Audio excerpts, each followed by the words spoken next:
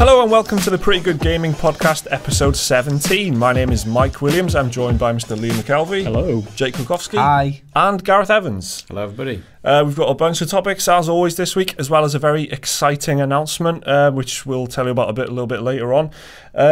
Yeah, there's been tons of stuff happening this week, but we're going to be talking about all kinds of different stuff, some games we've been playing, and some just news, some issues that we want to talk about. So, Gaz, first up, what have you got for us this week? Okay, I want to talk about PlayerUnknown's Battlegrounds, because we've all been playing that, other than Liam. I apologise for kind of leaving you out, excluding you from this discussion. But yeah, I'm going to talk about the future of Battlegrounds, because we've all played it now. We're having a lot of fun playing it. It's very good.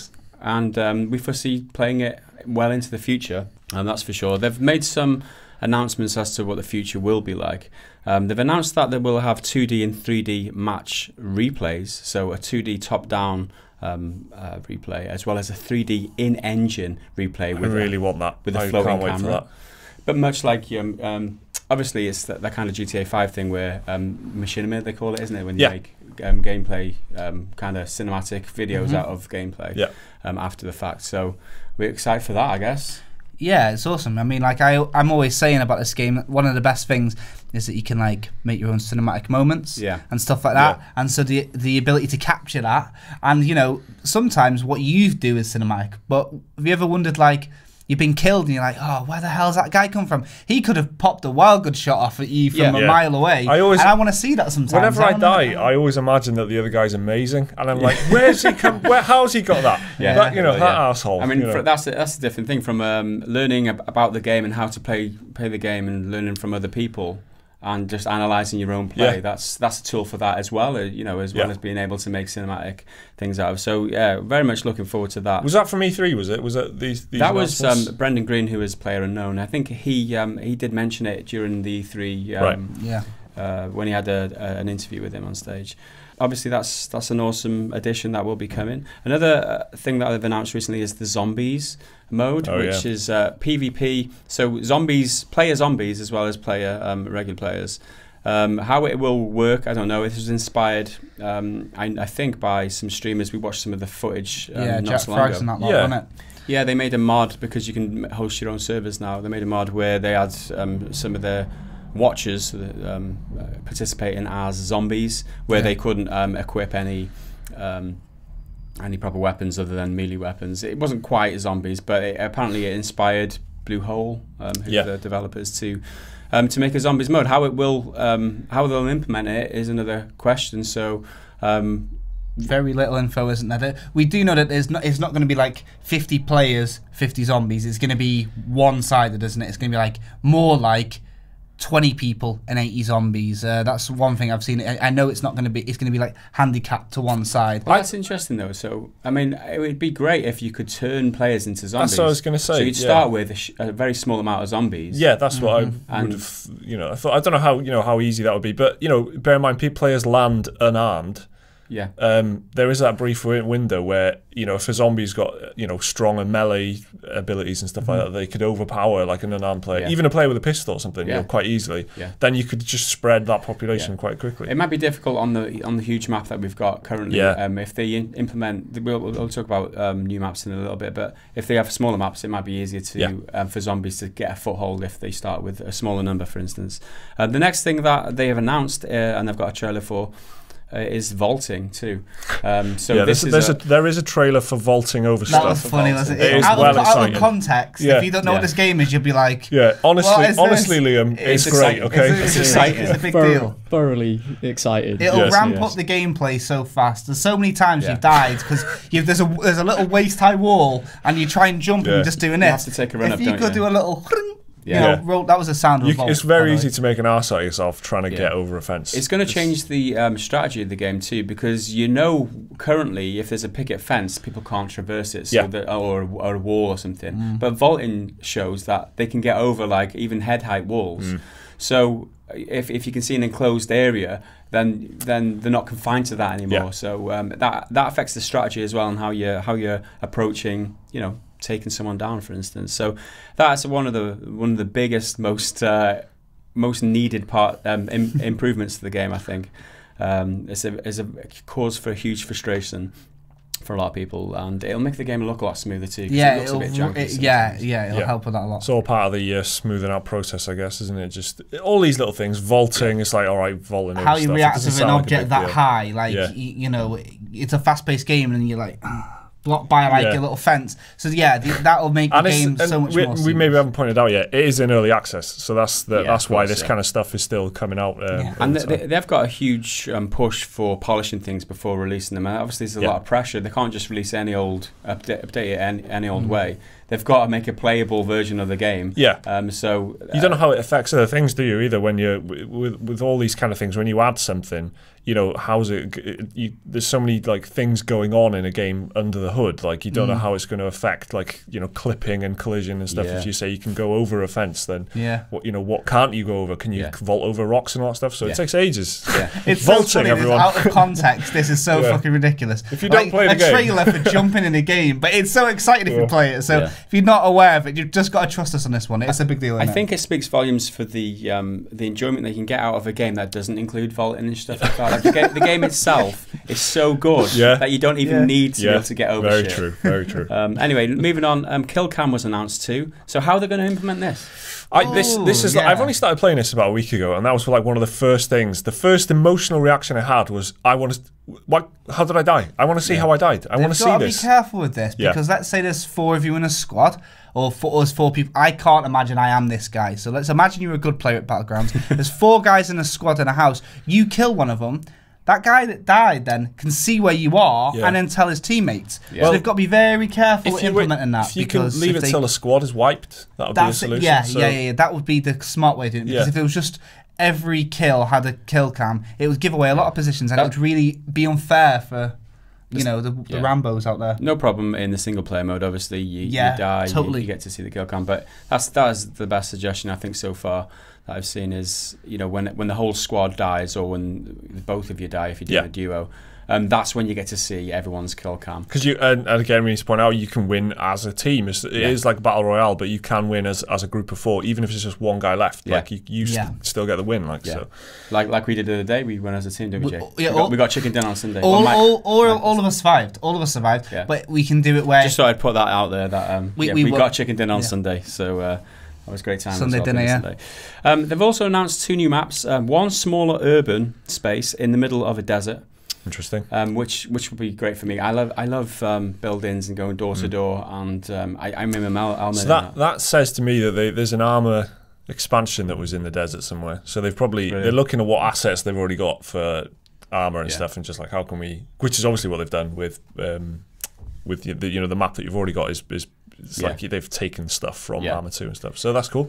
I'm interested in like different sizes of maps too. Yeah, me too. The size of the map we've got is absolutely huge. And how with the smaller map, how do they change that? So, you know, because the area gets gradually smaller. Yeah. How do you balance the? Will there be less players? I mean, will it be quicker? There's all these things that they can add as well as the map. And that will affect the game, because that way you can decide within yourself, do I want to play a game today that's going to be short, fast-paced? I'll jump into the urban map. Do I want to play a longer game? I'll jump into the 100-player map that we've already got. So it's good because it means that you've got a lot of options there. You know, even just I would have thought a map with more buildings, more like just as same amount of loot but compressed down. You could handle 100 players on that. So that in itself, I think, is a great thing. But also, in addition, I think a smaller map for 50 people, or for smaller for like 25 people, if you do want a shorter game, if you only got like 10 minutes, or even like a 4v4 thing where it's just a small area, I don't know how that would play out, whether it'd retain a lot of the same excitement and tension as the bigger map. But I don't know. I'm interested to see what they can come up with, because it's just one map at this stage. Like, they can come up with so many possibilities. Anyway, moving on, the other map they've announced is a larger map near the Adriatic Sea, featuring a huge cosmodrome in the middle. Oh, wonderful! Which is like a launch pad for a space shuttle. Yeah. Those of you who don't know, it's like a Russian space. My favorite game area of any game ever is the cosmodrome from Destiny, where it's just like, because they're like a really nice skybox, and there's just like space rockets going off into the distance and stuff. That sounds awesome to me. I'm really excited about that idea. Like, it's such a, you know, it's Eastern European kind of thing, the map now as it is. So like, how do you make that, like, you know, interesting? How do you not make it the same kind of houses and apartment blocks and all that stuff over and over and over again? Make it a flipping cosmodrome Yes, please. I want to see that. I want to be sneaking around like wrecked airplanes and space shuttles and stuff. Like Battlefield 1 was the last shooter, not that close to Battlegrounds, but my favourite maps by far on that were the desert maps. I love desert maps. Yeah. And the fact that there's a desert map going, they seem to have appealed to me and you already. Yeah. Quite, you know. Yeah. What does Jake and Mike want? That's probably what they were thinking. Mike hasn't even bought it yet. But it's quite a broad spectrum already. Yeah. I think the real success of an online game, there's two ways of doing it, isn't there? Do one thing really, really well. Or like think about Call of Duty 4 when that came out. Say what you will about Call of Duty. Call of Duty 4 was a huge success, and there was different game modes. Yeah. So what you've said already, we know that there's going to be at least another mode, zombie mode, potentially more. We know that there's at least going to be different maps. And then what we've just been sort of thinking about then, if there's different size maps, there's a real variety already in the works that we know of. Yeah. Some people played Call of Duty 4 and only played Team Deathmatch. Some people only played Sabotage or whatever. So that's what I'm saying. So even if you only like one of these things, you've got a big appeal, and I know that they're going to do it well. Yeah. The other thing that they announced too during E3 was the different weather. But now we've got a rainy map now, and we've got a regular map. I think there's a foggy mode, which is going to take out severely restrict the snipers out there. Yeah. So that gives you a bit more cover at longer distances. Yeah. Because if you're in an open field during the game, you're very exposed. This will lessen that to a degree. You won't be as vulnerable. What I'd like to see, I mean, at the moment it's kind of randomised, isn't it? You just start a game and it's raining or it's not. Yeah. That's how it is. You can't select or whatever. Well, yeah, but I'd like to see it like fog rolling in. I'd like to see like rain starting. Yeah. I would like to see the conditions change mid-game. It would be a whole other opportunity for players. So let's say you were in like a field and you saw some fog rolling, and you could time your opportunistic run to those, or it started raining. That means like they won't be able to hear me as well because of the rain and stuff. I'll take my chances now, or there's fog coming, I'll run into that fog and then I can get to cover. So it'll give you a lot more opportunity, won't it? And it'll give the people that you're shooting at an opportunity to get away. So that just adds excitement. Exactly. It's just a minor change, not minor tweak to the gameplay, but it does change a lot of the things. Like it takes the advantage away from the people who are good at shooting long range, for instance, and a shotgun is more valuable then in that scenario. So also the other one that they announced was the night mode too. So that's 4 separate conditions that you could be subject to in the game. But yeah, the rolling weather thing sounds awesome to me. That'd be interesting. Can you imagine playing a game, you would pin down some weather condition, because it'll feel so random, would happen, and then you'd roll the game and win. Can you imagine being like, we were pinned down, some fog came in. It just adds to that story. Exactly. You can talk about dynamic stories a game you played and people will understand it, and you'd be like, oh, that's really good. It's nice to share the stories of the fun wins and great losses. Great losses. All those great losses. So that's about it for our Battlegrounds, the future of Battlegrounds session. Yeah, cool. Okay, cheers, Gareth. Liam, you've been sitting there politely while we've been talking about a game that you have no experience of. So why don't you tell us about Wipeout? So I've been playing the Wipeout Omega Collection on PS4. Which is a remake, is it? It's a remaster of 3 different Wipeout games. Wipeout 2048 for the Vita, and HD and Fury, which are on PS3. Right, okay. As soon as you boot up the game, it's like the presentation is like immaculate. Yeah. Like the UI is like super clean, and like it's easy to find everything in the menus. Yeah. Like you can tell they've got some like very talented like graphic art designers behind this game. It looks very nice, like graphically and stuff. Didn't you get a 4K TV very recently, and then this was like let's see what this can do. Let's see what this baby can do kind of game. It was a good. As like a technical showcase for the PS4. The Omega Collection is actually like really good. You're running it on the Pro, right? PS4 Pro, which you can do 4K, native 4K at 60 frames a second, like constant. And it's really nice just to look at, like visually. This is what upsets me about this 4K discussion. I'm quite a technically literate person, right? I've had a few PCs in my time. I've had a few tellies. I know what to do with them. There's native 4K, true 4K. I have explained the difference myself on the channel to other people. I've forgotten what the difference is, right? Upscaling, checkerboard. Yeah, exactly. So native 4K, is that like is that the best one? Does that mean it's actual 4K? Is that what Microsoft... It is the best. It means it's like actual 4K. Like I think it's rendered 4K. Yeah, it's like no cheap upscaling tricks or anything like that.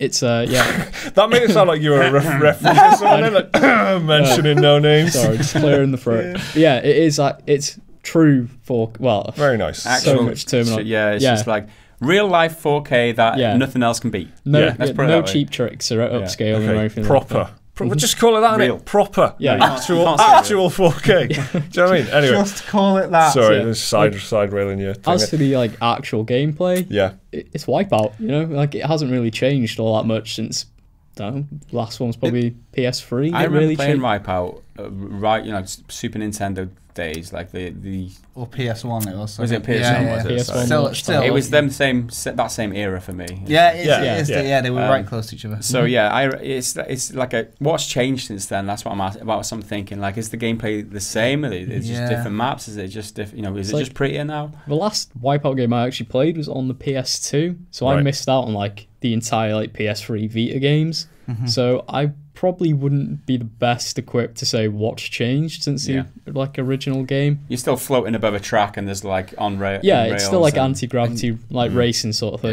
Yeah. It's the only kind of racing game that remotely appeals to me because it's racing in space kind of thing. It's like because they're space race. Space race. I'm saying space, but I mean sci-fi. They're hovering. That's enough. That's enough to do it. But there's like weapons and stuff in there. There's like races which are just like literally just point A to point B races. There's like laps, and then there's like combat events where you have to get a certain amount of points before you can even take home a medal. Can you customize your vehicle in any way? You can't customize it yourself, but there are like different skins you can unlock. Oh, right, okay. So, like, you can't change the performance or anything? Or... No, it's like there's different classes ships like from different manufacturers, and they all have like different stats. Like AG system ships are like slightly slower, but they can handle better around corners. Oh, okay. So it's just a trade-off. You got to make a tactical kind of decision.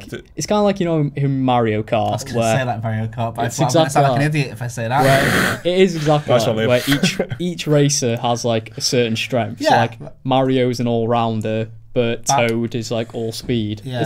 It's that same sort of system. So what I want to get to is when you were talking about this in the office, and I was asking what you want to talk about in the podcast. You said you could rant about this. I could. Why? I have a fair few problems with the game. So when you actually, the first like half of the game, all the games, it's free technically. It's like they're fun. They're like easygoing, not easygoing, but there's a good amount of challenge to them. There's a nice variety, and it's plenty enough to keep you entertained. Yeah. But as soon as you get into like the second half, like the difficulty spikes. Super hard. So it's a really hard game all of a sudden. That's what you're upset about. Completely out of the blue. Not upset. Just it's like I wish it could have been a bit more gradual. Yeah. That's a legitimate frustration. Absolutely. I remember doing one race and I was like, oh, that was like a nice challenge. Like they were like not letting me win, but like giving me a fair amount of. Like, you could do it. It was achievable. It was achievable. And then I went straight into the next race and it was brutal. Like. I hit the corner once because I got rammed to the side, put me all the way back to 8th place, and I couldn't catch her. 8th is last, right? Yeah. That is frustrating, isn't it? Especially in a racing game where you can see the difference so night and day. Like you could beat that group of racers, and then the next one, it's just impossible. If you make one error, you just can't do it. I definitely appreciate that. So is that like the old school design that's just... They haven't changed at all, and they've just kept it exactly the same. I don't know, because I've seen it in a fair few racing games where all of a sudden it's like nigh on impossible to beat like the late game AI. Right. Like in combat events in Wipeout, there's usually like quite fairly balanced with the weapons, but then in like the late stage races that I'm at now, it's like constant getting hit like missile after missile. And then like there's a move called Quake, which is like the blue shell equivalent in Wipeout. Okay. And that happened to me 5 times in one race. Usually it happens once a race. At most. I find it so funny that you're like waltzing through Neo and you're like, Neo's not that hard. My problem with this game is it's just too bloody hard. Wipeout, I can't, it's too hard. Yeah, it's funny. Some of the races in Wipeout at this point are bordering nigh on impossible. I want this game, I'm interested in it because it's sci-fi racing. I want to get into that. Yeah. But the fact that you're saying it's hard makes me feel like I wouldn't like stand a chance. Like I just wouldn't be able to well, I wouldn't have the patience, and I wouldn't just have the skills and the learning to sort it out, kind of thing. So it's kind of putting me off a little bit, the fact that you're struggling with it, which says a lot to me. Don't let it put you off. Just don't play the later races. Some people like a challenge, though. There is that. So and some people are like nuts for racing games. Exactly. Some games are really hard at the start, and then they're too easy towards the end. So that kind of upsets that. That's an interesting discussion, maybe for the next podcast. How difficult curves are like that. When a game starts off such an uphill struggle, and all of a sudden it's just like it's all about the curve, the difficulty curve. The scaling it getting that right, correctly getting the balance it is an art form in itself. That. But so fundamentally though, it looks great. It's very fun to play, and it just gets very difficult after a while. My other major complaint with it is it's at this point it's like repetitive as shit. Right. Like it feels like I've seen the same tracks hundreds of times. Yeah. I've heard the same songs literally. So like I think they're called tracks when they're that kind of thing. I think you don't call them songs, you call them tracks. Like they're like ingrained. I appreciate the fact they didn't use tracks because I hate that too. I hate I'm being an asshole. I'm not like He didn't go to beats, so did he? Yeah, he didn't. I've go heard the same beats over and over again. You could have said tunes. You had a nice middle ground there. I've got the same like repetitive techno beat like ingrained into my brain at this point. I've heard the same songs that many times. How many hours have you put into this? I'm honestly not sure. Not that many, because it's not a terribly long game. It's just there's a lot of content. It's just that content's repeated. So how many maps? I think there was between all three games, I think there's about 40 maps. Right. But over the course of because there's a lot of events per remastered game. Yeah. You end up seeing them like so many times. It just it feels like a chore. When you say this is my confusion. When you say game, then. Is it all three of the old games that have been compiled into one game? Or like Uncharted, the Nathan Drake collection, it's very clear that it's 3 games. Yeah. Is it like that, or is it one big game that's compiled all the stuff from the other games into That's a one? good question. It's a bit of a strange one. So like all the gameplay mechanics across all 3 of them are like identical. Right, yeah. But because there are 3 distinct campaigns, but each has like a different art style, different UI, right, like that sort of thing. So it's like a weird hybrid sort of design. Yeah. Where like they've kept the old classic design for fans, but at the same time they've tried to make it this like one cohesive package. Yeah. Yeah, that's one thing I've not seen it explained. I was thinking like if they bundled it into one game. So, in terms of the difficulty, did you do like half of campaign 1, it was too hard, and you went to campaign 2? Is it like that, or so like the last half of all 3 of them, sort of thing? That's probably like how it's easily distinguishable, because you can do it like you go for the first campaign, starts like shallow end, then by the end it's like that's when it gets to the brutal difficulty. Then if you move on to the next campaign, it starts like that cycle over again. Yeah. So it's like dipping your toes in, and then when you get to the end of the next campaign, it's like brutally hard again, and it goes through that cycle through all 3 of the games, really. Right, that's cool. I guess so. You got 3 campaigns there, not one big one. That's good. Is it online? Yeah, there's multiplayer. You can like. How'd it go with that yet? I haven't actually had a go yet. I don't know. Probably be easier than the AI at this point. Do you know what I mean? It's probably loads of fed up people like you, just like, fuck this, I'm playing against other people. Chilling out with some real humans. Yeah. All right, nice one. Yeah. Okay. That's all I have to say. Wipeout Omega Collection. It sounds like a good package at the very least. Like Sony's been pretty good at that. Yeah. Like Ratchet and Clank was I keep talking about it, but it's a good like price point. It's 30 quid. That was 30 quid, wasn't it? Yeah. Wipeouts are cheaper. I think it's like 26. Right. Fair enough. So they've got a good idea of how to remake a game in some cases, and then just package it in a nice affordable thing. They're not like going out of the way and charging you like full whack for it, which is ridiculous. So do you feel like you got your money's worth out of it?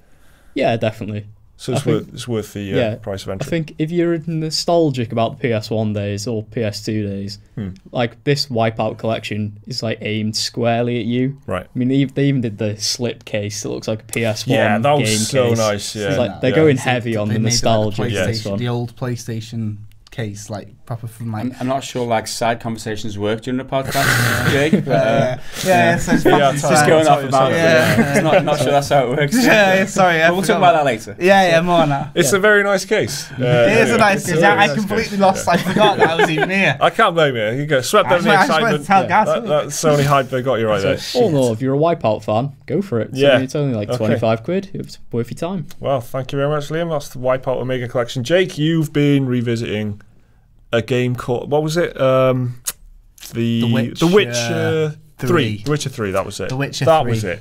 My old mate Gerald on the Riviera. So on Friday, for those, it was Friday, wasn't it? Yeah, it was. Yeah. We played The Witcher on Twitch, the Twitcher 3. If you don't know, we have a Twitch channel. And yeah, Gaz wanted to revisit The Witcher 3, which kickstarted a wave of people who watched the chat and me re-downloading it. So before I get into and what me, I think, actually, I must point out. Shall I just like put out there why I wanted to play it? This is what I was going to ask you. Yeah. I'll just let people know for those who didn't join the stream. There was like over 100 people at one point. There's 130 at one point. Yeah, which was fantastic. Yeah. It's twitch.com/Pretty Good Gaming YT for YouTube. So if for those of you who want to catch up on the Twitch. So my idea was that I was one of the people who's picked up The Witcher 3 a few times. Like it's generally like 3 months in between me playing it, and I play it for a few hours, and then I just don't feel the attraction to it, and I put it down and leave it for a few minutes. Now, with this game being one of the most beloved games throughout the whole of the game industry, I'm thinking like there must be something that I'm missing, which is why I wanted to sit down with Mike and with you guys to play it with you, so that you could explain to me, or I could get that feeling from you, because I don't feel.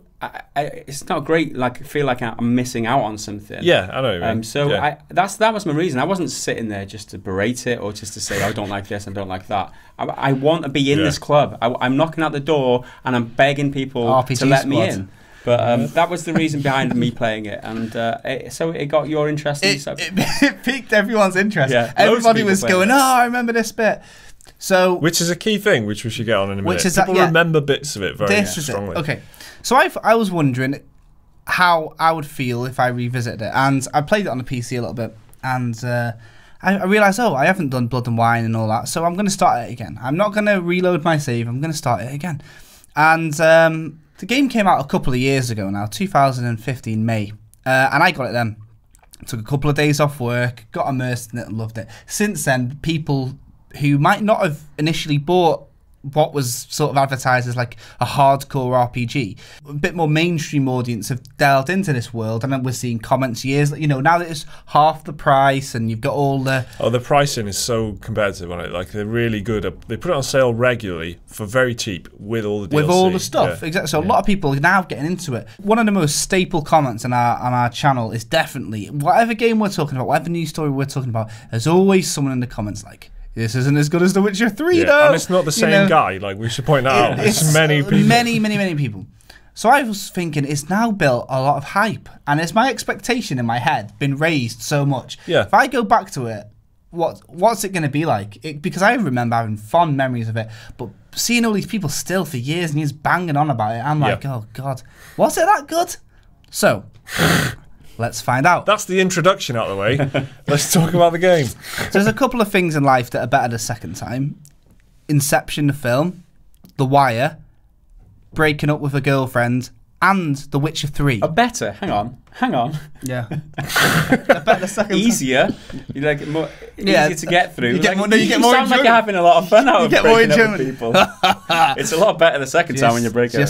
Anyway, sorry. Carry on. So I've got to say, The Witcher 3 so far is even better the second time. Now, the reason being, you know what to expect. So you've got, Geralt, the fucking Clint Eastwood of video games, just stone-faced, on the surface a bit of a boring bastard, cocky little he sounds like Batman or whatever. But no, when you know him from playing further games and stuff, and you revisit that stuff, you go, oh, it's this bit.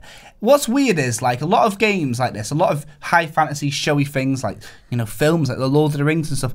the first time you see it is normally the best time because it's like a spectacle. Yeah. And then the second time, you're like, oh, it's going to be this bit. More about the characters but and the. There's something about this game that it's like, oh, it's this bit. Everybody in the chat on Twitch watching Gaz. Oh, can't wait for this next bit coming up. There's a level of variety to it that's just pretty unparalleled, and that's one of the main strengths. You ask anyone, it's the side quests, it's the NPCs who explain problems. They're like, oh, I need 7 berries, please, go get them. It's none of that shit. It's like, if there ever is anything like that, Geralt will say, what do you think I am? I'm a monster hunter. I'm not going to go around looking for berries for you. But then he'll be like, fine, I'll fucking look at your berries. It's like, all the interactions are memorable because there's so many different things in it. There's so many different monsters and different situations. I think the way that they've approached this game is that they've wrote a story based on characters existing in the world. Yeah. Rather than build a plot twist and a story, something like Fallout 4, for example, where there's like the twist towards the end. Yeah. They wrote that story and then they wrote the characters afterwards. With The Witcher, they wrote the characters first. Yeah. And that means you can put these well-written characters into nearly any situation and it's exciting. So, and you want to know what happens. So obviously the huge amount of content in this game is, well, it's almost unprecedented, really. I started the game again and I've tried to play a different style than I did last time. And I found quests that I haven't done before already that I completely missed. Any RPG worth its salt, you'll go back to it, you'll find stuff you haven't done before, you'll find quests. That's a sign of a good RPG in my book. If there's stuff that makes you go, holy shit, I missed this. That's like a key ingredient, and Witch has definitely got that in spades. Easy to do when you've got over 100 hours of gameplay, though. Absolutely, yeah. That's what it's about, though. Is if you've got these big open areas where you go to, you might miss villages, you might miss like a notice board that's got a job on it that you just didn't, and you follow that, and it's a really interesting side quest. There's a lot of that you could easily miss. And that's what it is. It's like the one quest that I found at the very beginning I hadn't done was something about like some dwarf and like someone burnt down his house. Oh yeah. And you have to go and it's a side quest and you remember it from 2 years ago. Yeah. That's what I'm talking about. You don't get that with other games, really. Right. It's like Horizon Zero Dawn. I couldn't name you 5 side quests.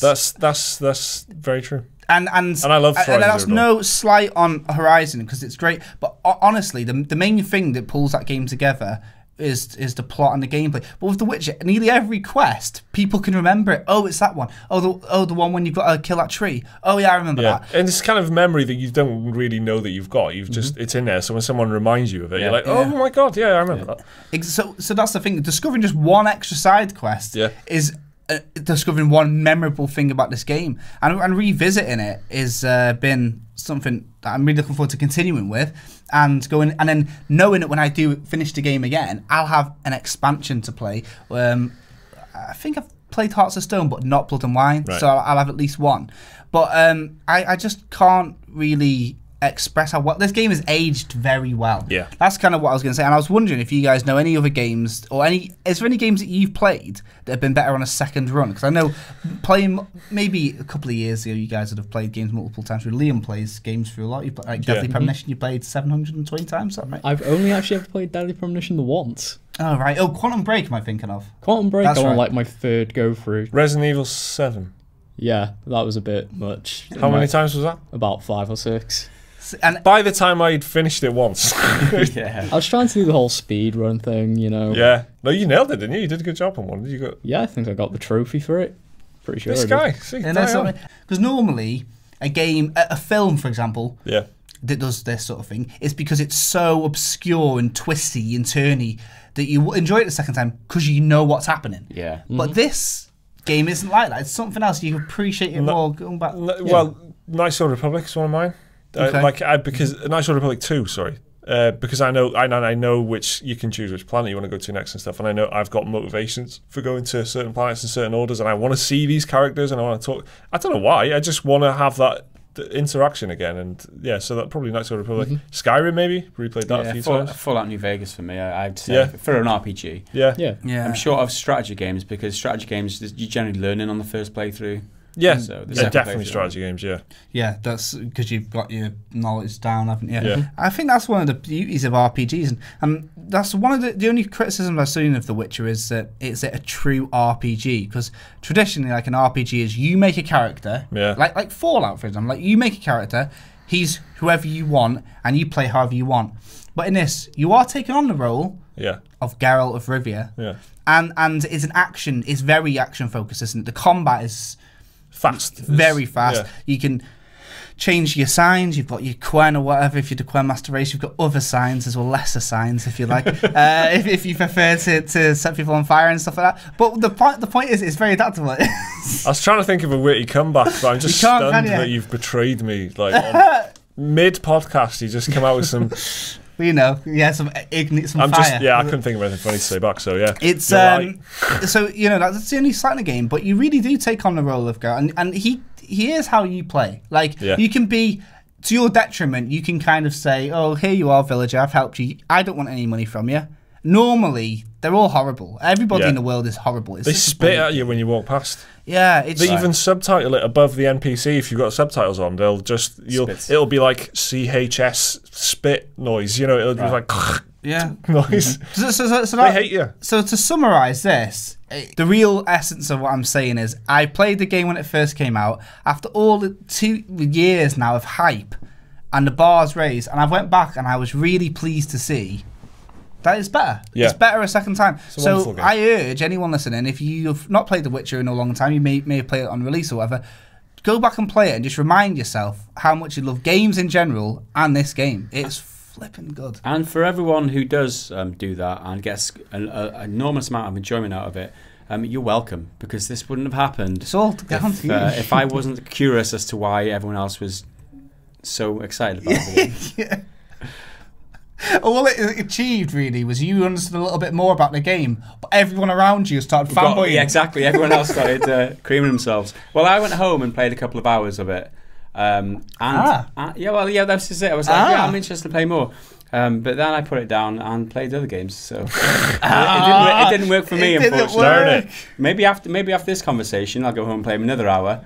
That's and what then put it down again for a few months. It's a game that requires just like patience, just drenching yourself in it, just dive into it. Like you can't dip in and out of it. I think it's that kind of game. It's all about like everything has depth. All the characters feel like they have depth. The locations, which is why I kept saying in this in the stream, like the locations, they've put so much work into every square like acre of that or whatever. It's just like.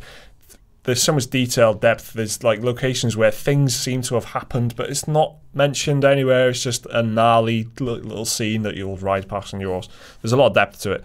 So it is exactly the kind of game that you can replay and get something else out of it. Enjoy it because it's familiar and because there's new stuff, like you said, that you haven't. Yeah, what a rare thing. That's what. Yeah. So The Witcher is good again. So I want to talk about Horizon Zero Dawn, or specifically Microsoft saying they want to make Horizon Zero Dawn, and that's like they explicitly said we want to make Horizon Zero Dawn. So I'll explain to you what's happened first. Microsoft, or rather a recruiter, like a recruitment agency guy for Microsoft, has posted a job listing on LinkedIn, which essentially says, Horizon Zero Dawn, we want one of those. Can you make one for us? That's the summary of what's happened. Like, it's that easy. Like, can you make us Horizon Zero Dawn, please? The job is for a lead environment artist, which was posted on the LinkedIn profile of Sandor Roberts. Sandor as in Sandor Clegane. So he's like a recruitment agent or something. He doesn't work for Microsoft. It was actually posted 2 months ago. It's only kind of emerged in the last week or so. And the exact wording is this. Looking for lead environment artist for Microsoft AAA next-gen title. Fine, so far so good. The exact wording is style similar to Horizon Zero Dawn. So they're not even saying we want a third-person open-world adventure. Yeah. They're like, we want to make a Horizon Zero Dawn. Yeah. It's the lack of imagination there really is infuriating to me for a lot of reasons. Horizon Zero Dawn obviously is a PlayStation exclusive, and it was a very successful game for Sony. It sold a lot and is very, very highly reviewed. Microsoft are kind of lacking in exclusives as far as we know. Of that scale, I suppose, a big AAA like system seller titles, right? So my first question is this, guys, right? If Microsoft succeeded and they made a Horizon Zero Dawn for Sony, for Xbox, so there's a Horizon Zero Dawn equivalent on Xbox, is that going to be a system seller? Because Sony already has a Horizon Zero Dawn. it's called Horizon Zero Dawn, and it's on. Like, what's the thinking here? What are they thinking? For me, it speaks lack of originality and lack of original ideas. It's like. I don't know what they're thinking really, especially since this is out there in the real world now. They can't take it back. It's like the page has been taken down. It's 404 not found now, so they're trying to bury this one. It's literally saying we're trying to copy this awesome game that our competitors have released. Like, that's literally what they're saying. Exactly. Yeah. And it is laughable really. Microsoft.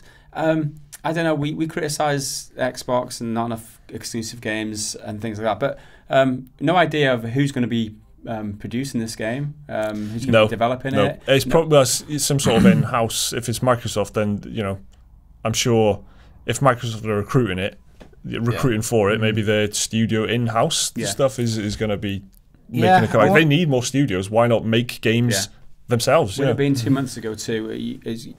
You've got to think that they're very early in the development cycle as well. If they're looking for a world builder, so.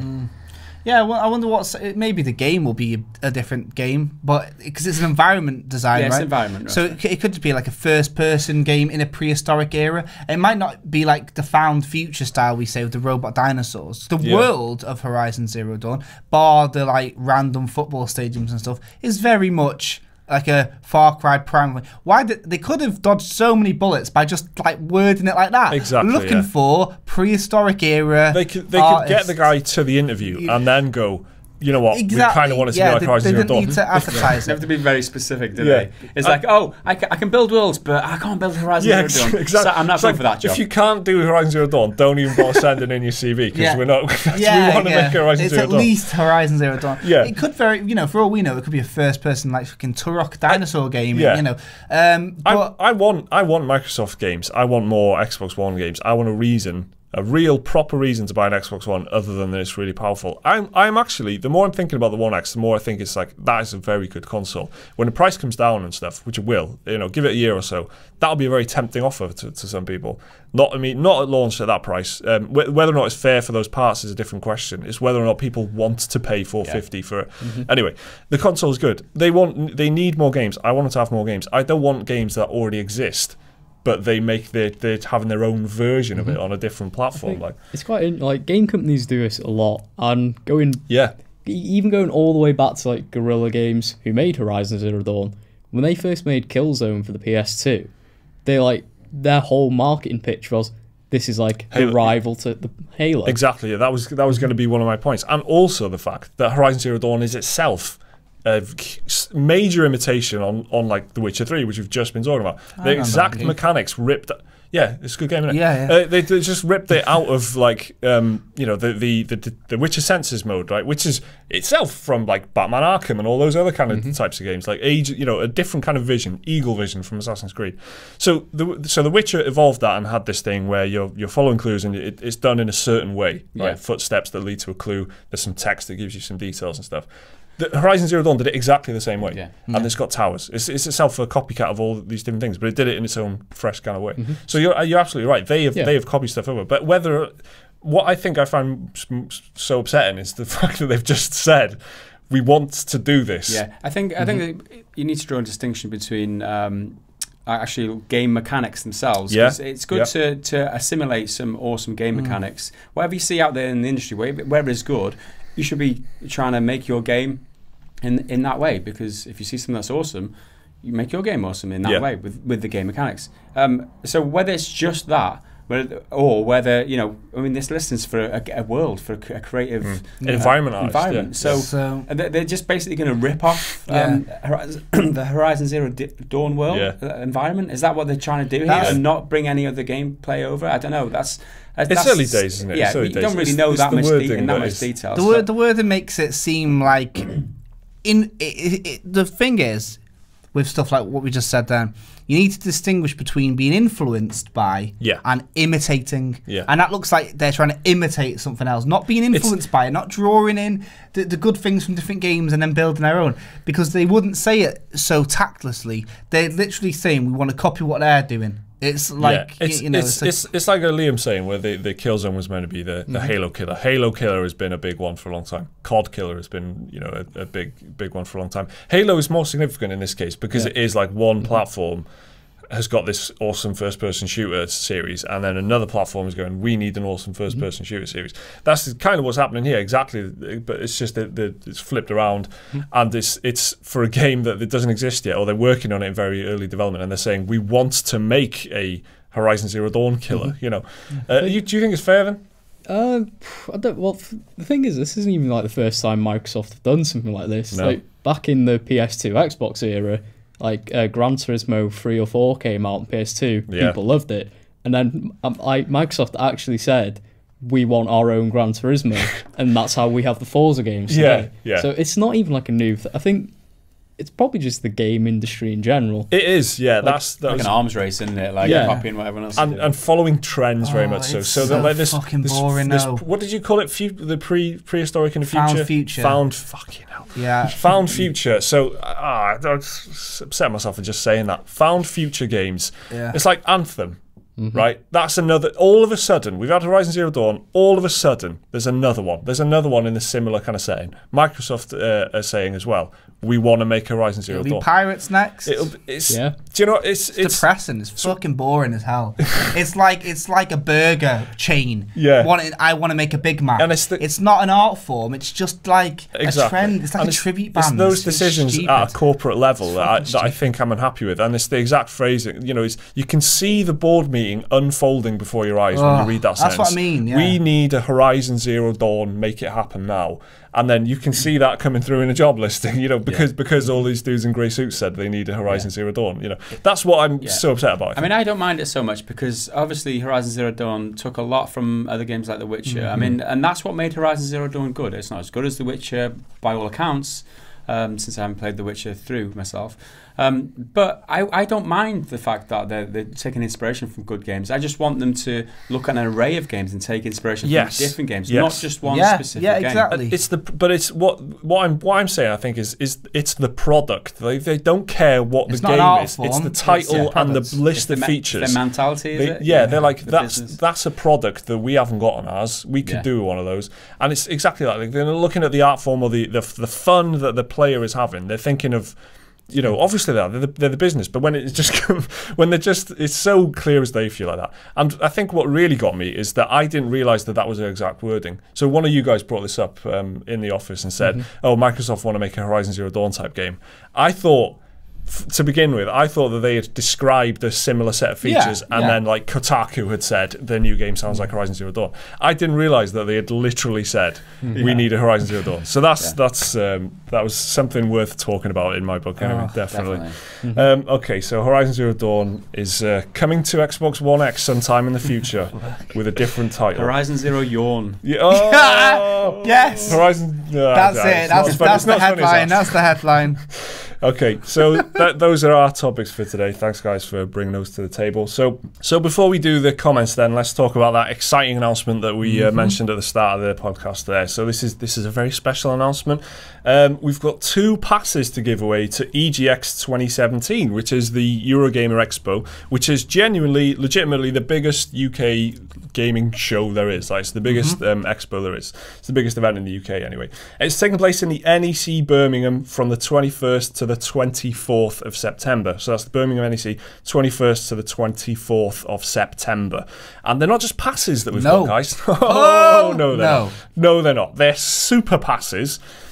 Which is good. It's what they do. We don't quite know. Let me tell you. Let me tell you about them. Kind of. It's they're early access basically, and you get early access passes to all 4 days of the event. So it's a 4-day event. You get access to all 4 days, and you can get in early, so you can get in alongside us. Because we're going to be YouTubers, there too. We'll be there too. That's the crux. Yeah. So you can hang around for a couple of hours, I think it is, before everyone else gets to go in, and you'll be in there early playing games as much as you want. And that's essentially what it is. It's a bunch of new games that you can play them months, weeks before they come out.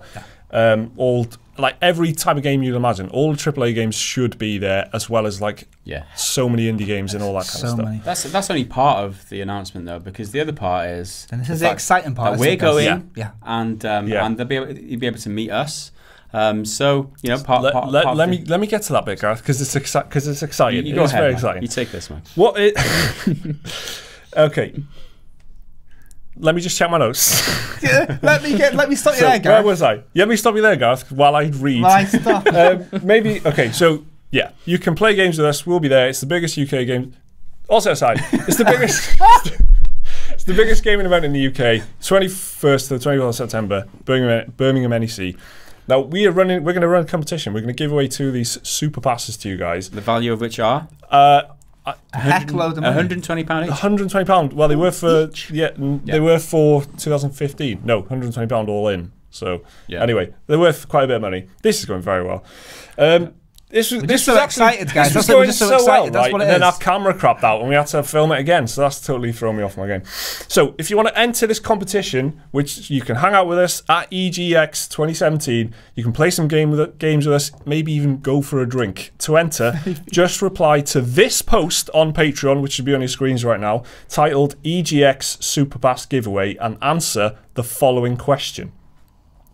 If you were to buy the PGG guys a drink at, say, a video game expo, what would you buy them? The answer is by no means legally binding. You can buy us whatever drink you want. It's okay. So you answer that.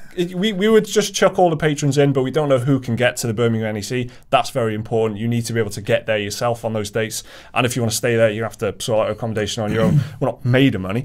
So you can get down to EGX and simply just reply to that post on Patreon. And it's important that if you can't get to EGX, do not enter. Exactly. Because we don't want to be giving tickets to people who can't come. Yeah, we're only going to be counting the patrons who have replied to this post. So if you want to win, you got to reply to the post and let us know what drinks you'd buy us. So that's EGX 2017. I mean, that's pretty exciting. That's a good giveaway. We're excited for going. I'm fucking excited. We learned about this yesterday. You've always wanted to go to EGX. I've always wanted to go. Yeah. This time last year, I was playing Metal Gear Solid on my sofa going, God, I want to go to EGX. Yeah. You know, I'd love to, just as a regular old paying customer, and to be able to go this year as press is awesome. It's like, it's the biggest gaming convention in the UK. I mean, last year they had loads of games months out. I mean, you could play Resident Evil 7, which wasn't out till January. They had Final Fantasy and The Last Guardian. Loads and loads of indie games. There's indie games that I wanted to play that still aren't out now. So like Tooth and Tail and stuff. So what are we expecting? So maybe The Last of Us, maybe Red Dead Redemption? I don't know. There'll definitely be lots of multiplayer opportunities to play games as a team. Loads of esports stuff there. So you can LAN up and play games against each other. They have like a big expo. They show off. Like at Final Fantasy last year, they had like all these like attractive women and chocobos and stuff there. The super passes should let you. I mean, it's all that stuff. That convention stuff is going on as well. But the super passes should let you into the presentations as well. So it's not like E3. There's not like full on hour-and-a-half conferences where they announce new consoles and that kind of stuff. But they do have presentations. So the games that we already know about, they'll like show off, and you'll expect a lot of British studios, a lot of European studios there, definitely. But just for example, you can expect like a Total War presentation or something, and they'll just show off. I don't know when Total War actually comes out, but it might be out September now. Is it September now? So it might be out before, but they'll still be there. Those types of games that are out around that that time of year, they will all be there. All the pre-Christmas rush games should be there, based on previous years anyway. They'll have presentations about features and stuff like that. So the super passes should let you into those presentations as well. You can watch press stuff unfold as well. And to give you an idea of like the scale of it, I read that there's 1,500 screens available to play on. I'm not sure how many tickets they're selling. 75,000 was last year and the year before, and that was in the NEC as well. There's a lot of people, maybe not a lot of people per day. Maybe some people might go on, but there's over 1,000 gaming systems to play on. So. Yeah, and the super passes as well. I mean, you get once you've picked up your pass on the Monday, there'll be huge queues. 75,000 tickets. There'll be huge queues to get in, but you can get in early every single day. You'll have your wristband. You can just walk in. Exactly. You can go straight to your favorite game. You'll have the wristband. They won't even there'll be no waiting involved basically, and so it's a good prize. It's a good prize. So if you want to win it, go on. Sorry, another thing as well. Before we finish with the explaining about the winning, if any of you guys are going, or any of you not patrons, just general like viewers as well, because this isn't exclusively a Patreon competition as a reward for people who are supporting us on Patreon. For any of you guys who are going and you want to meet up, you want to meet us or something, we'll be there, we'll be available. So maybe we could arrange some kind of we'll hour hangout or something like that. It might only be a couple of people there. You say an hour? 1 hour hangout, no more, no less. One day, we'll be 1 hour. We're journalists, Jay. We've got fucking work to do, right? Yeah, we're going to be there for 4 days, though, remember, Mike. And we might have a Winnebago on the car park. We haven't decided that yet. Let them in for 20 minutes or so, something like that. The pretty good tour bus. Yeah. So if you are thinking to go in, get some door stuff. And you think, and if it's the deal breaker, whether will I get to meet them? Won't I? We'll put it out there. We're willing to meet you guys. We're willing to go that far. No, listen. We will organise some sort of hangout. So even if you're not the competition winner, exactly, we'll definitely organise something and we'll let you guys know. And if you aren't there and you're viewing from around the world, now you know. We'll be covering it at least. Yeah, we'll be there with cameras and doing developer interviews and playing some games and bringing you content from all the information that we get on the floor. It's going to be well ace, mate. So it is going to be and well if I ace. hadn't told you, Jake saying it's going to be well ace, probably has. Hype man in house. All right. So just to absolutely reiterate, this is your chance to win 2 super passes to the EGX 2017, the Eurogamer Expo at the Birmingham NEC from September the 21st to the 24th. And the super passes, not just normal passes. If you want to win, just reply to this post on Patreon. It'll be on your screens again. Comment on that, and that is the only way you can enter. And let us know what drinks you would buy us if you met us at, for example, a video game expo of some kind. Thank you very much, and good luck. Oh, that's a good little... Yeah, well, I said I'd only meet them for an hour, so I had to claw it back a little bit. Okay, so let's go on to the comments then. There's loads this week, so maybe we won't get through them all, but we'll do our best. So Stephen Hughes says, the aliens have arrived and are threatening to wipe out humans off the face of the earth. Unless you can show them one video game that displays the creativity and artistic prowess of humanity, which do you choose? Jake, don't answer first, please. Liam. The creativity and prowess and artistic of humanity. Prowess, yeah. I don't know. Any Metal Gear Solid game. Any Metal Gear Solid game. Because cool. they all have like a pretty good anti-war message to them. Very nice. They'd see the storyline and go, we don't know what the fuck that is. Yeah. Clearly they're creative. You're also calming the aliens down as well. That's what he's saying. There's also a vampire man in the game, in the second one. Well, we need to explain the concept of vampires to the aliens first. That's true. There's all kinds of holes in this question. And that explains our creativity. Yeah, it does. Very, very good. We'll shy away from games like Stellaris with the objective is to kill all the aliens. And not if you play it like I do. Unless you Mike. Maybe we get Mike to play Stellaris and then just befriend everybody. That's my answer. Yeah. Okay. So that was my non-answer. Jake, you may proceed. Cuphead. Creative prowess. What remains of Edith Finch? You've added too much pressure to me now. Journey.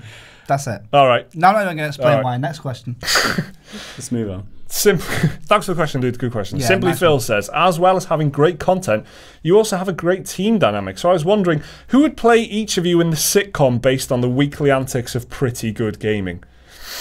Can't all say Mads Mikkelsen, lads. Charlie Hunnam here, because he had the beard in Sons of Anarchy. Charlie Hunnam. I don't know. It's just someone. Rosie O'Donnell for me, mate. It's one for the Americans out there. Danny DeVito. Awesome. Oh, nothing I say is going to top that, is it? Jesus Christ. That was well funny. Nice one, just for the height alone. The height and glasses. and the personality. Like, it's just... Well, depends which type. Danny DeVito, like... Always Only in Philadelphia, Danny DeVito. I was thinking more Danny DeVito like Taxi, Danny DeVito. Oh, right, okay. I have no idea. Louis Theroux. Louis Theroux, yeah. Louis Theroux's a nice guy, I'll tell you that. All right, DJEP says, what do you think about the character customization in games like Mass Effect Andromeda and the upcoming Far Cry 5? Does it provide a more immersive experience, or is it just an easy way for developers to avoid putting the time and effort into making an intriguing, genuine feeling character? So, is it them being lazy putting in character customization? It's a tough one. I like character customization. I don't see this character creation being lazy. Well, he didn't say lazy. He said, is it an easy way? for developers I don't see it as being easy because you've got to implement loads of different. It's a different. You've got to put loads of options available. It's easier to make a character and just have everybody stick to it. Surely. I think it's more about player choice. A lot of it. If they think like with The Witcher, obviously it's based on that character, isn't it? So there's no escaping it. Yeah. But like Mass Effect, for example, they do put a stock option in there. That's quite interesting. It is that character. He's the poster boy, the femshep as well as the poster girl. You know, there are male and female options in there that are, you know, recognizable lead characters. But then you can also just make your own horrifying looking character if you want, because Mass Effect has a terrible character creator in my opinion.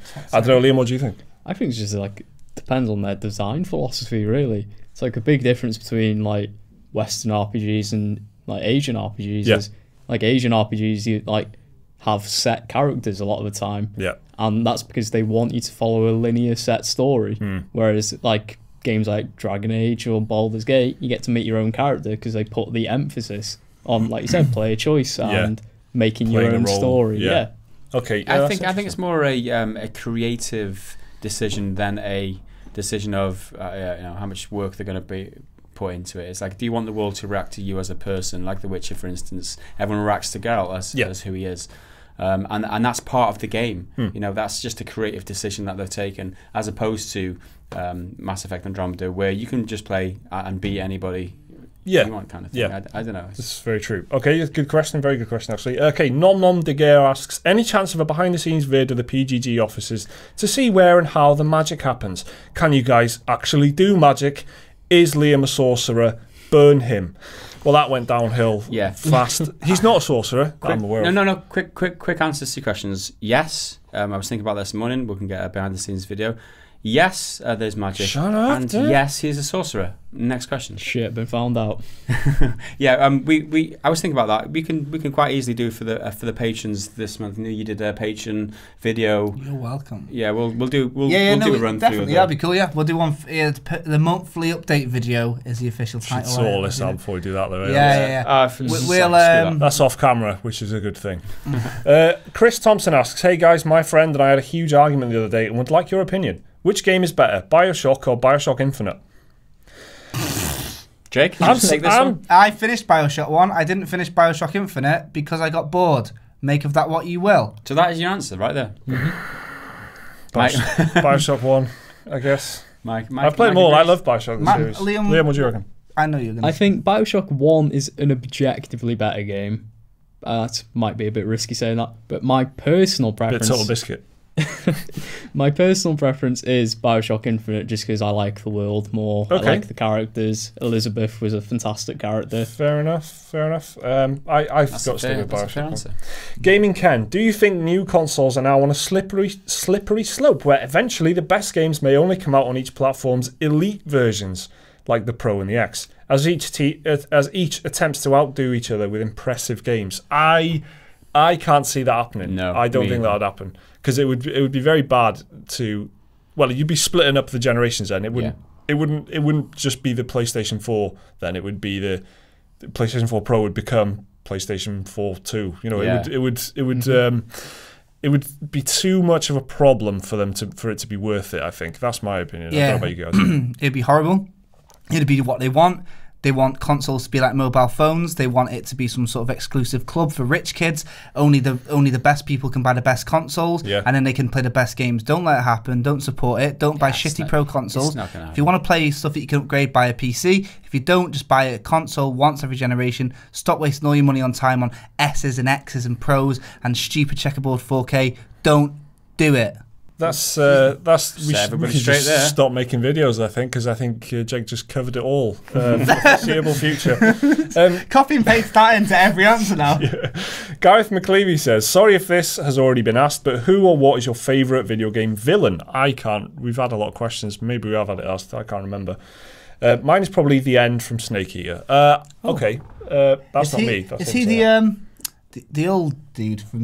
Yeah, he's like the sleeping sniper. The sniper that he looks dead, but then his eyes like enlarged. You can always do that, that cool thing with the end where you could set your PlayStation 2's time ahead by a couple of years, and then you reload the game, and the boss dies of old age. Yep. Did you know that? Yeah. So if you're playing he's a sniper, right, and he's giving you a bit of hassle, set your PlayStation forward a couple of years ahead, and he dies of old age. That's such a cool little detail, isn't it? Mm-hmm. He's a good choice, although can't withstand a couple of PlayStation years, can he? Bad guys are interesting. A lot of the time, it's like comic book things, isn't it? Bad guys are normally the cool characters, like Far Cry.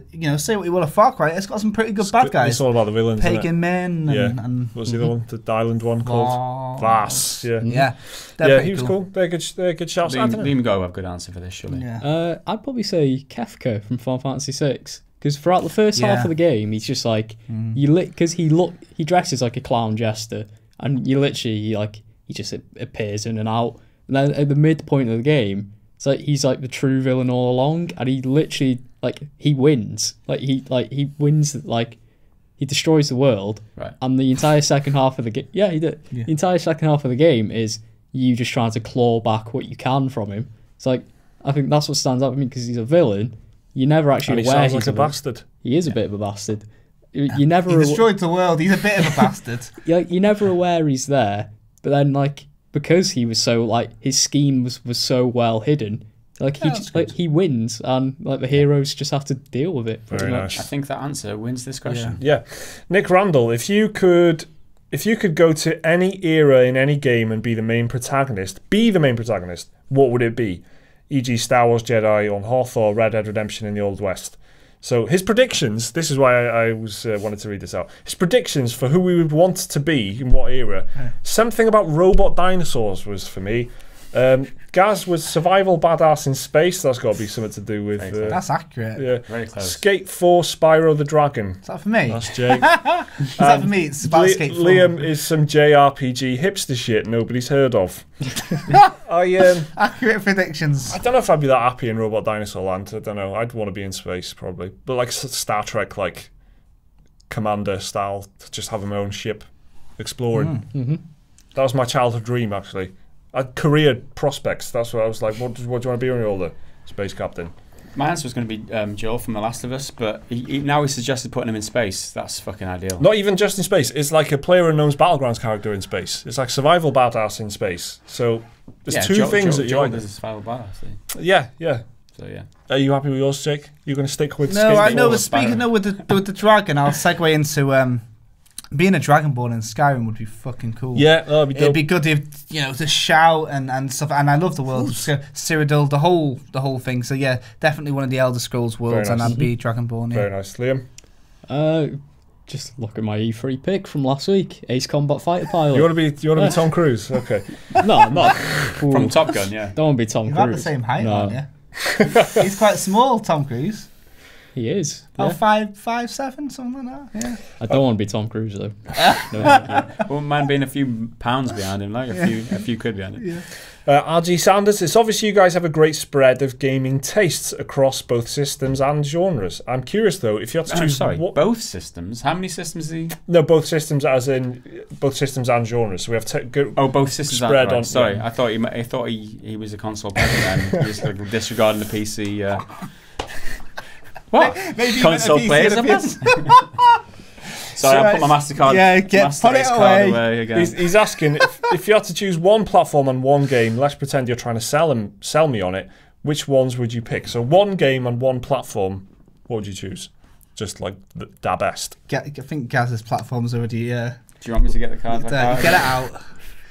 Yeah, PC obviously. What game? Yeah, PC. I mean, you can play if you want to play with a controller. Just plug a fucking controller in and play a PC. You've got better specs. You've got. I mean, who doubts that? I guess unless you want the exclusives on PS4. I'm gonna keep it short again. Baldur's Gate 2. Play it on the PC, and you'll understand where every good RPG came from. And I don't think it would be right to play it on. It wouldn't work on a console.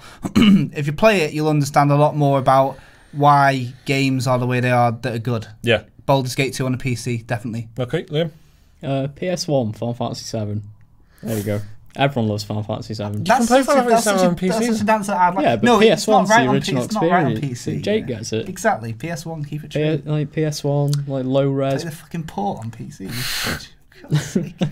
I bet you it's a million Look at times you better with your than PlayStation 1. opinions. I bet, Oh, God, stop having a different opinion than me, mate. I would choose PC, and it's the thing though. It's virtually any game you want to play of any variety you can play on PC. And that's it, Mike. That's the answer. But Just PC. That completes collective the answer. is like PC, any game, PC. Yeah, which I'm just quite. You know, that was my answer. You started off praising how great our taste spread of tastes were, and 3 of us have chosen PC, and Liam's the only one who's doing this guy a solid by picking a PS1. I tried to put some variety in there. So, you've done a great job, all right, original Xbox, Fable 1. There you go. Who saw that coming? Beautiful. Who saw that coming? Yeah. What a list that is. All right, Smash Tommy, have you ever visited a place or heard of a story and thought that would be made into a great game? Visited a place is tough. Visited a place, I don't know. I went to Mont Saint Michel once, and that's a pretty cool thing. Have you ever seen it? It's Yeah. like, Is it like a fort in the middle of the sea? Or it's almost. It's just on the like the sea comes in and it makes it its own little island, but it's basically a rock. And it's got like a monastery on top of it. Yeah, there's a lot of buildings, right? I've been there before. Yeah, there's like you walk all the way up and there's like a little village around it, but it's literally a rock, and they've built a monastery Went on there top on a of the rock. school trip once. Yeah, It's a little trivial fact. Yeah, that would be It's awesome, little wouldn't it? Yeah, you know. And then the sea literally comes in, and like you can't get to it. Yeah. But they have built this walkway, but you know you can't get to it until it's the right time of day. Basically, Yeah. It's awesome. Okay, interesting. good Anyone? Any others? I'd like to see a game based on just like 8th century. The birth of Vikings. I don't know. You don't really get Vikings are so badass. People love axes and fighting monsters. Not really seen like a Viking game. I don't know why. Isn't there a game called Viking? There is. Sega made it for the original Xbox, but that was 10, 11 years ago. Right. It wasn't that popular. I finished it. I don't know anyone else that played it. But, a AAA big modern Viking game, maybe like a Desperate Survival one. A bit more of like a gritty one, you know what I mean? Yeah. You could even just like a classic boring vengeance story. Your village has been burnt down or whatever. There's loads that you could do with Vikings. I feel like there's not a thing for it. Pirates are coming in. Maybe we'll see Vikings again soon. I don't know. I think that's inspiration. A pirate Pirates mod for Mountain Blade 2, maybe. Oh, sorry, a Viking mod for Mountain Blade. Yeah, exactly. Something like that would be wicked. Because Yeah. you could easily like reskin Mountain Blade 2 to be Vikings, and it's Yeah, just like setting fire to like the wooden little crappy little forts that they had and stuff like that. Yeah. Yeah, I'd like that. Okay, cool. Good question. A free-flying soul. I'd like to hear your thoughts on Elite Dangerous and Star Citizen. I haven't really played these at all. So, does anyone play Elite Dangerous and Star Citizen? Gas is the one. I've got early access to Star Citizen. I've not played Elite Dangerous.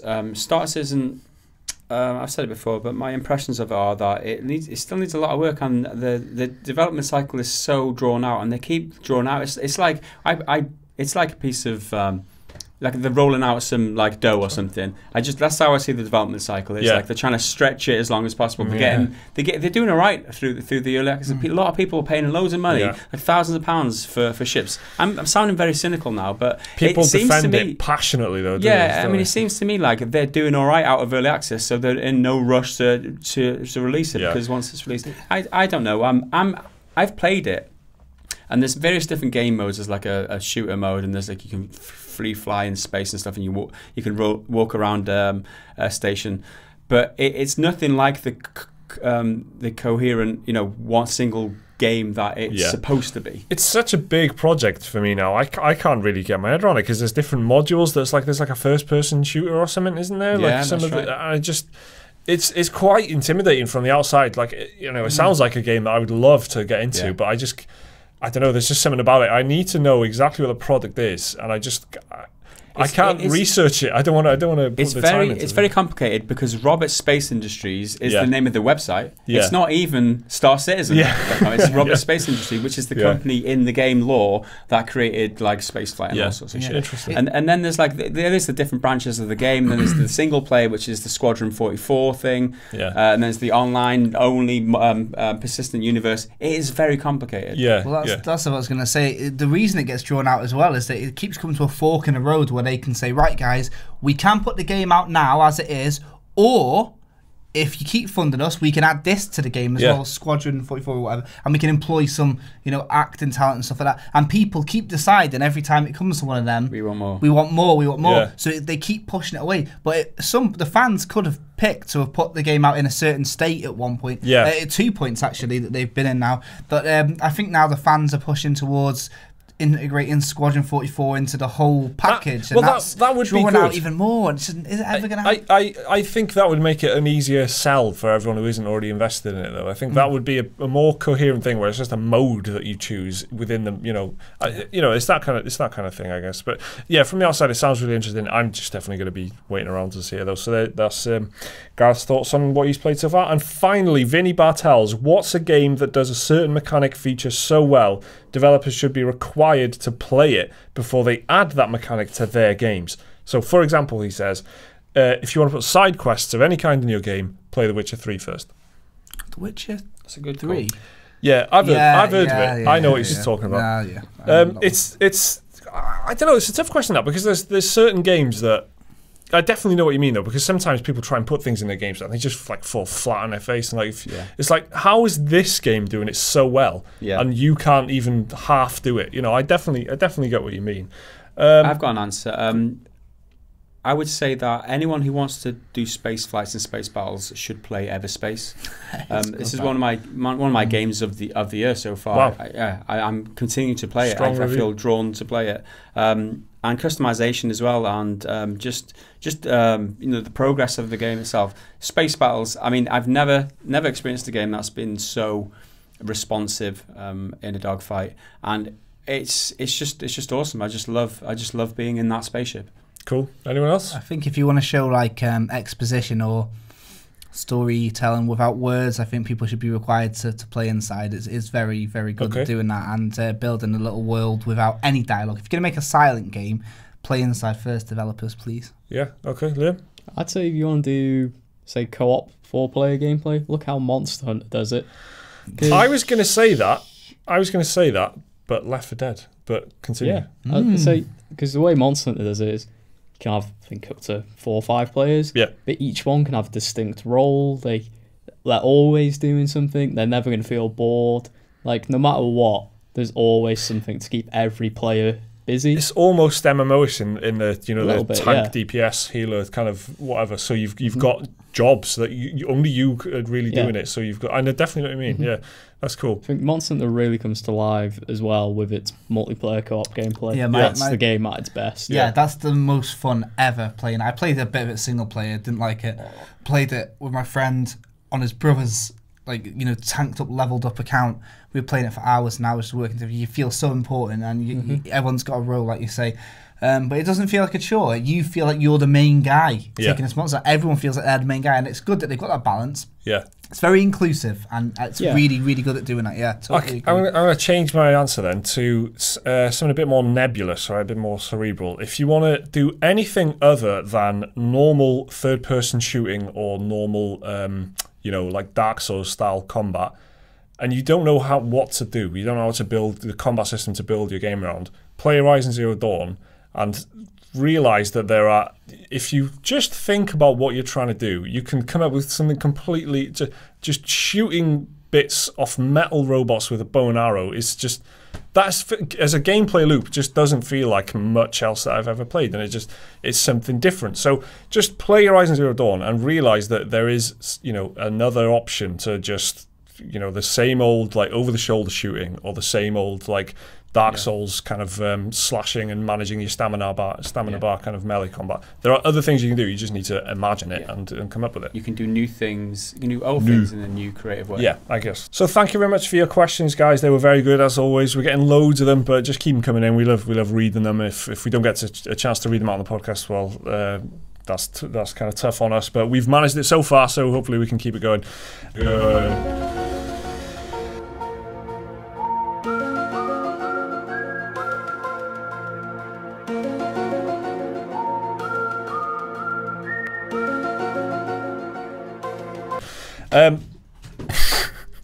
Should we leave that in? We'll leave that in, and that's like indicative of what happens on a daily basis around it. All these walls are covered in these things that drop. But There we go. As a metaphor for this podcast's outro, stuff is falling off the walls. Thank you very much for watching, everyone. Remember to enter the competition if you're interested. Patrons, the post will be over on our Patreon feed if you want to enter that. Reply to it. That is the only way you get entered. My name's been Mike Williams. I've been joined by Liam McKelvey, Jake Kukowski, and Gareth Evans. Thanks for watching. See you next time. What? I just did that.